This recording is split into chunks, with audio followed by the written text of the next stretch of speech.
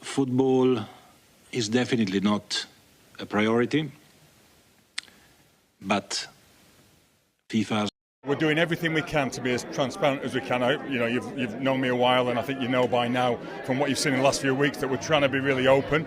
So there's some parameters that we have to work within that FIFA set, but we're going to push those. We're going to do everything we can to draw the curtain back. We're going to do some stuff post-game, which has not been done before, fairly soon. And then if we can do stuff in-game, we'll do it. It's quite tough in the stadium to get that narrative out on those more complex situations, but we need to do everything we can to have the stadium audience.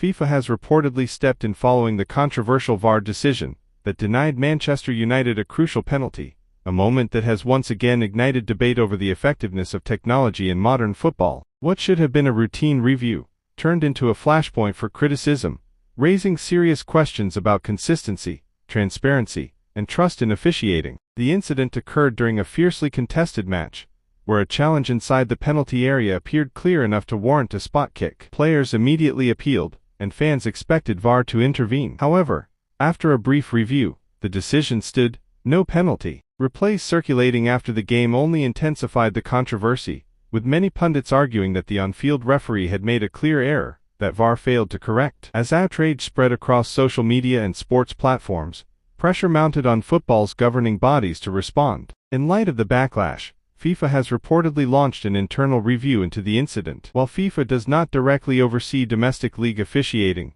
its influence on global refereeing standards means its involvement signals the seriousness of the situation. At the heart of the issue is a growing concern that VAR, a system introduced to reduce human error, is instead creating new forms of controversy. Critics argue that inconsistent interpretations of similar incidents are undermining confidence in the system. In some matches, minimal contact results in penalties after VAR intervention. In others, more obvious fouls are ignored. This lack of uniformity continues to frustrate players, managers, and fans alike. For Manchester United, the decision could have had significant consequences on the outcome of the match, and potentially their position in the league standings. Moments like this often carry weight far beyond a single game, especially in a highly competitive season, where every point matters. The situation has also reignited calls for greater transparency in how VAR decisions are made. Many are advocating for live audio between referees and VAR officials to be made public, similar to other sports, so fans can better understand the reasoning behind controversial calls. Others believe stricter guidelines and clearer thresholds for intervention are urgently needed. Despite the criticism,